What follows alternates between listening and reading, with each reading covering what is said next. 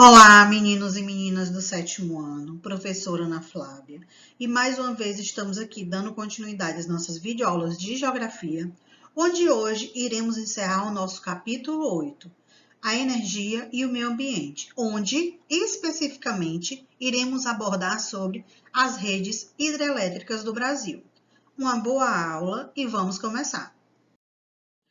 Agora vamos começar nossa aula entendendo um pouco sobre o conceito do que é uma usina hidrelétrica. Essa usina ela também pode ser chamada de hidroelétrica ou central hidroelétrica. Independente do nome, as características vão ser as mesmas. Ela está relacionada com a obra de engenharia, onde utiliza a força das águas para a geração de energia.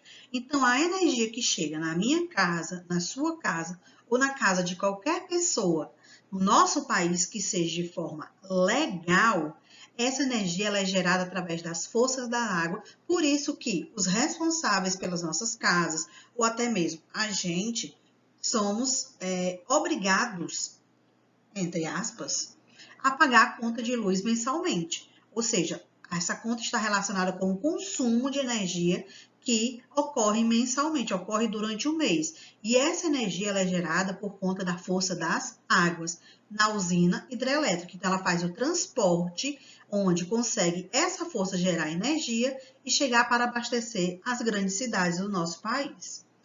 Como se trata de uma obra muito complexa, que envolve vários cálculos, ela é responsável por avaliar de modo particular cada setor, ou seja, cada pessoa é responsável por um setor e ele tem que apresentar dados sobre o que ele tem que colocar em prática com relação ao desenvolvimento dessa força da água para que chegue a energia na nossa casa. Portanto, é uma instalação ligada à rede de transporte que distribui uma qualidade de energia solicitada pela carga. Note ainda que a utilização da energia hidráulica é bastante antiga e foi utilizada com relação a quedas de água. Estudamos lá no comecinho do ano, nas nossas aulas com relação à formação e colonização do nosso território, de que forma os engenhos funcionavam para o processo de irrigação. Então, nós tínhamos a geração de energia que era feita através dos moinhos e o transporte de água para abastecer, principalmente o cultivo da cana-de-açúcar, que era aquela roda onde ela tinha um espaço e, ao passar por dentro do rio, ela enchia de água, subia e despejava dentro de um recipiente, como se fosse uma cacimba. E dali a água era transportada e enviada para o processo de irrigação. Se você parar para pensar, você vai lembrar desse processo que estudamos em sala de aula. Nós temos também uma relação com os projetos de engenharia, a civil, a elétrica, a mecânica e a hidráulica, que demandam enormes esforços de construção, ou seja, são as pessoas responsáveis por colocar em prática a construção de uma usina hidrelétrica e fazer com que ela funcione. Isso porque essas usinas necessitam de grandes obras e equipamentos para que possa produzir energia elétrica, aproveitando o potencial hidráulico com relação ao rio, ou seja, quando fala de processo hidráulico, é a questão do transporte do rio, ou seja, do rio chegar até a usina e de lá conseguir gerar toda uma energia. Com relação às nossas usinas hidrelétricas, nós temos algumas vantagens que são positivas e desvantagens que são negativas. Então, vamos observar. Apesar de ser uma fonte de energia renovável, não significa que ela seja um ambiente imaculado, ou seja, um ambiente aperfeiçoado, perfeito para o seu deslocamento, para a sua construção. Nosso segundo ponto. Alguns impactos ambientais prejudicam a fauna e a flora. Por quê? Porque são áreas que vão ser alagadas após ser construído o reservatório. Destaca-se o alagamento das várzeas, o aumento do nível dos rios e a temperatura do local. Ou seja, com esse alagamento, algumas áreas elas acabam ocorrendo um processo de modificação, onde não só a parte ambiental é modificada, mas também uma parte social. Muitas cidades elas são retiradas do seu espaço e são reconstruídas em outros lugares. Por outro lado, o principal aspecto positivo é a produção mais barata da energia em relação aos custos da produção de eletricidade, com relação à energia nuclear. Então, para a população brasileira, é mais barato construir uma usina hidrelétrica e gerar essa energia do que ter uma usina nuclear. Ela é certamente a menos agressiva ao meio ambiente do que as usinas termoelétricas, à base do petróleo e do carvão. Então, a nossa geração de energia através da força das águas, ela causa menos impacto do que as termoelétricas que utilizam o petróleo e o carvão. Então, analisando os nossos 3 primeiros pontos, eles são negativos com relação ao meio ambiente. E os nossos 2 últimos pontos, eles são positivos com relação ao meio ambiente. No Brasil, nós temos exatamente 5 usinas hidrelétricas. A de Itaipu, Belo Monte, Tucuruí, Jiraú e a Santo Antônio. Mas dessas, a mais importante, ou seja, que causa a maior geração de energia para o nosso território, é a usina de Itaipu, a usina de Belo Monte. Nós temos também a usina de Tucuruí, que já começa a ter esse destaque. Na nossa aula de hoje, ou seja, no nosso assunto, vamos estudar essas 2 usinas, a Itaipu e a Belo Monte. Aí você deve estar se perguntando, professora, mas ao lado do nome Itaipu tem binacional. O que isso significa? Que é uma usina que não é só de um território brasileiro, ela também tem parceria com outro país. Ou seja, ela foi construída na fronteira entre Brasil e Paraguai. Parte dela está no território brasileiro, parte dela está no território paraguai. Os 2 governos, os 2 presidentes, na época da construção, eles investiram nesse processo e ela beneficia os 2 lados. A usina de Itaipu está localizada no Rio Paraná, que é a sua nascente, e compreende parte do estado do Paraná e parte do Paraguai, que é o nosso país vizinho. Isso não quer dizer que ela abastece apenas o Paraná. Vamos observar, quando chegarmos nesse tópico só da Itaipu, a sua força de geração de energia para o país.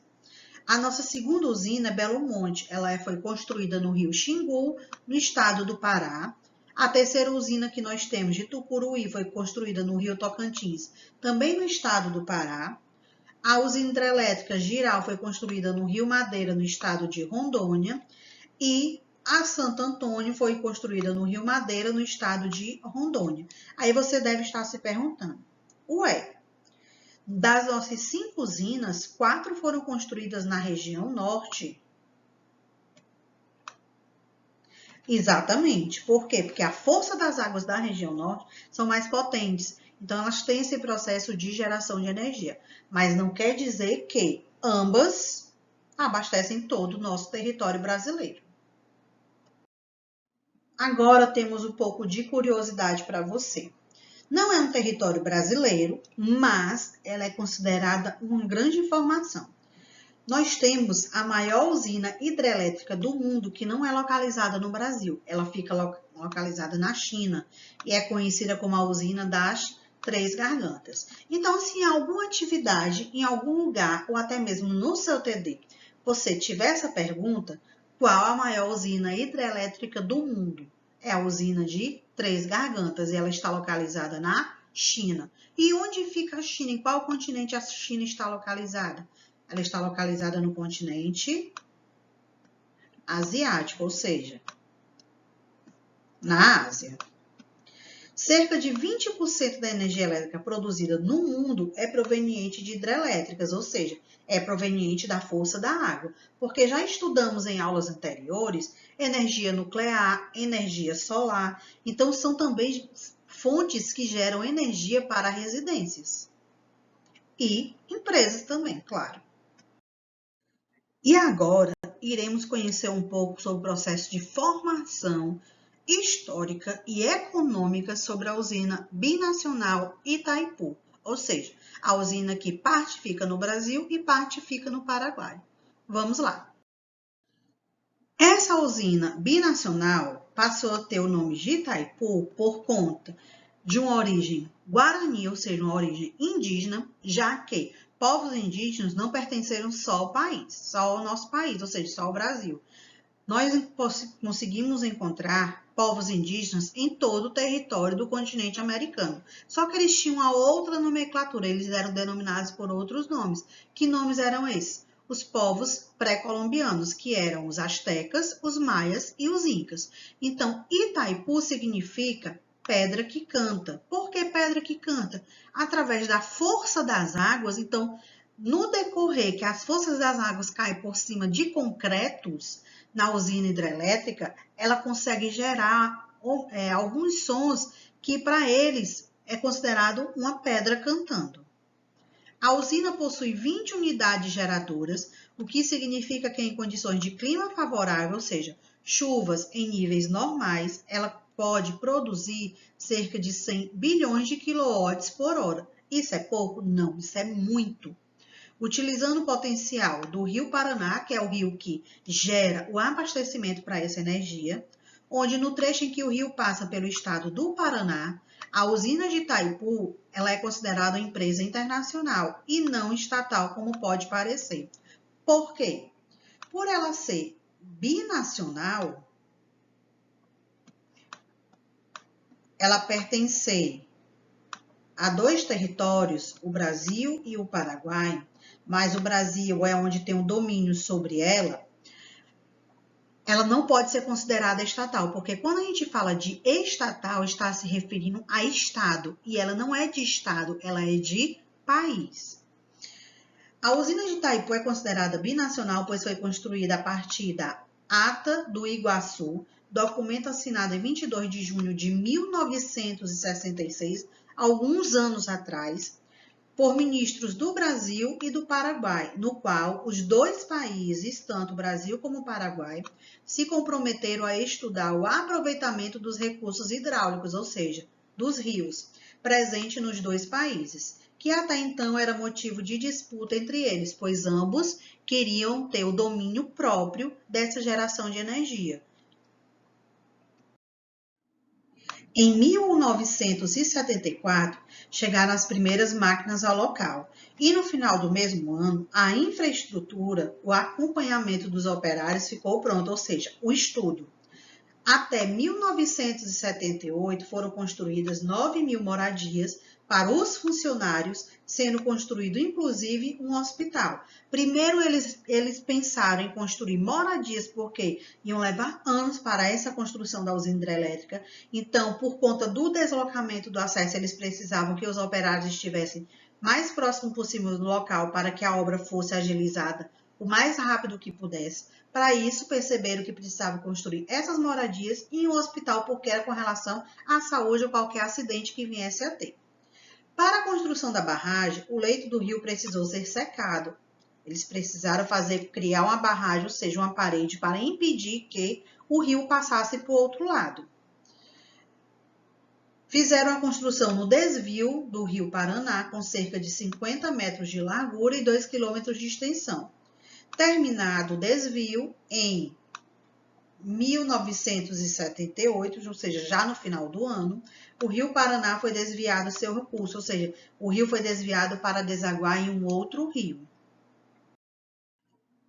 Os números das obras foram espantosos com relação à construção da usina Itaipu, pois, para construir a barragem, foram despejados 12,3 milhões de metros cúbicos de concreto, cimento, em um único dia. No dia 14 de novembro de 1978, foram lançados 7.207 metros cúbicos de concreto, ou seja, a barragem, a parede começou a ser construída com a utilização de 7 cabos aéreos, equivalente a 10 andares cada um. Aí você vê a profundidade da usina hidrelétrica. Devido à alta rotatividade, a contratação mensal chegou a ser de 5.000 pessoas, ou seja, quanto mais fosse existindo a necessidade de contratar mais pessoas para essa construção, iria ocorrendo. Então, tinha mês que eles tinham cerca de 5.000 pessoas trabalhando. E, no ápice da construção da barragem, chegou a ter aproximadamente 40.000 pessoas trabalhando no canteiro de obras ou no escritório do Brasil e do Paraguai. Essas 40 mil pessoas estavam relacionadas à construção, tanto do lado do Brasil como do lado do Paraguai. Agora vamos conhecer um pouco sobre a usina de Belo Monte.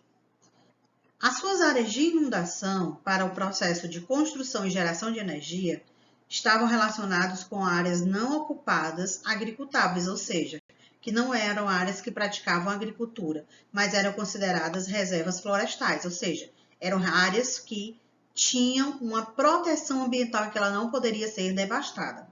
À medida que o país começou a se desenvolver social e economicamente, passou a surgir a maior demanda por energia, o que exige novas medidas para o atendimento dessa demanda. O caso de Belo Monte, que pretende ser uma alternativa para a construção termoelétrica, considerada mais poluente, ou seja, foi observado que a construção de Belo Monte no início iria causar grandes danos à natureza, ou seja, poluir. Usinas hidrelétricas, assim como a maior parte dos sistemas produtores de energia, geram impactos ambientais, porém, nelas também há índices de que acham uma considerável emissão de poluentes na atmosfera, ou seja, evitar danos maiores com relação a usinas nucleares, petróleo e carvão, que causam danos bem maiores ao meio ambiente. Nas imagens que vamos analisar agora, podemos perceber que, para se ter uma construção de um processo de barragem, parte da natureza, ou seja, parte do meio ambiente, ele acaba sendo devastado. E que essa devastação prejudica a nossa fauna e a nossa flora, ou seja, animais e plantas. E prejudicando essa questão ambiental, acaba gerando grandes danos também ao ser humano, ou seja, à sociedade. A usina de Belo Monte, atualmente, ela é considerada a terceira maior do mundo, ficando atrás apenas de quem? Das Três Gargantas, na China, Itaipu, no Brasil.